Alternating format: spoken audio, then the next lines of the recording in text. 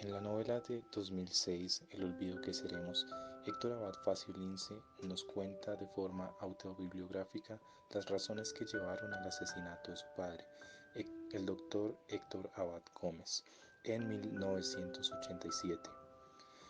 También nos cuenta su relación con él, así como el matrimonio y sus hermanos. Nos cuenta también su familia y la realidad que se vivía en Colombia en esa época. Nos muestra de forma particular una realidad que a pesar del tiempo sigue sucediendo hoy en día en Colombia, la censura y el asesinato a líderes sociales.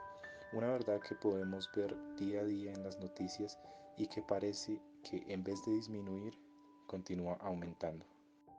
A pesar de que el doctor Héctor Abad no ejercía la medicina con sus pacientes, sí la ejercía en la rama de la salud pública, y este era su interés principal, ya que quería brindar unas mejores opciones de vida a mucha gente.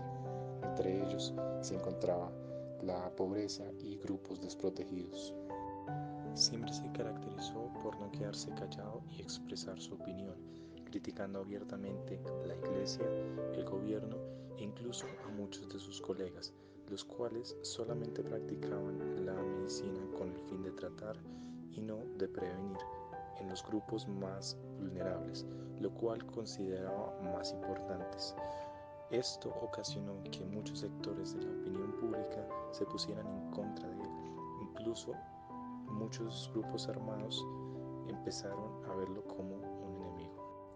En la novela se muestran los diferentes roles de los miembros de la familia en el hogar. Este transcurre en un ambiente de familias tradicionalistas y conservadoras, donde la mujer se encarga de garantizar unos hijos siempre limpios, muy obedientes y con grandes muestras de respeto hacia los mayores. Los niños también tienen un derecho poco o nulo a interrumpir, ya que esto es irrespeto.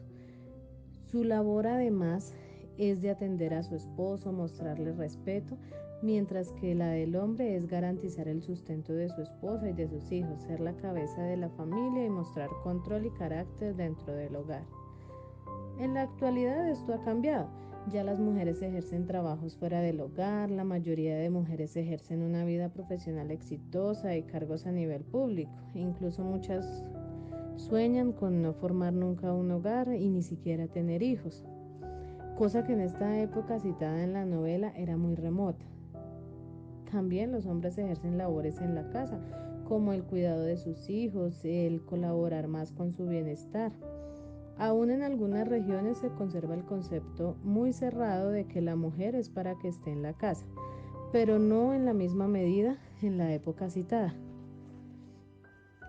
Por otra parte, el cohibir a los niños hombres del afecto de sus familiares del mismo género, porque eran tildados de maricones, de mujercitas.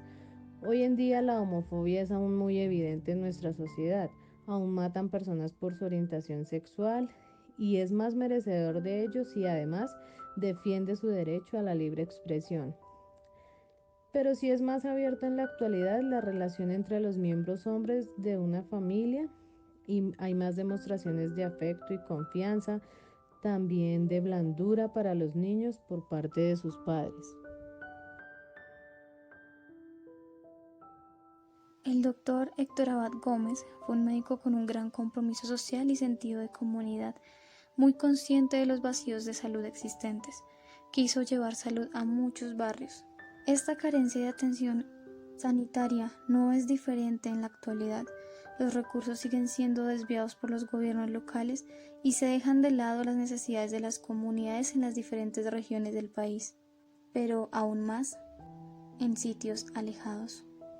Justo a lo que hacía referencia el doctor Abad, según lo narrado por su hijo.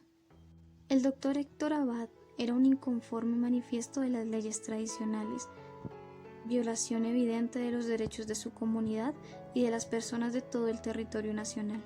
Él representaba liderazgo y junto a personas igualmente comprometidas y preparadas, luchaban contra la corriente de la corrupción y el poder. Aún sabiendo que los líderes eran asesinados y existía persecución y muerte. Un ejemplo son los miembros de la Unión Patriótica, a los cuales hicieron desaparecer el gobierno y su tradición. Esto no es diferente a nuestra época actual. En pleno año 2020, se siguen silenciando a las personas por pensar diferente y por querer cambiar ideologías de un mismo grupo de personas que han gobernado Colombia durante mucho tiempo y lo siguen haciendo. Aún se priva la libertad de pensamiento y se siguen violando los derechos humanos.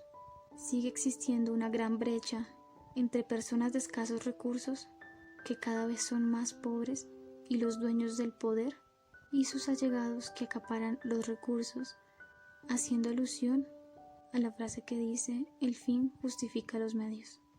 Aún en Colombia rige el miedo cuando se quiere ejercer la libertad de pensamiento y libertad de expresión.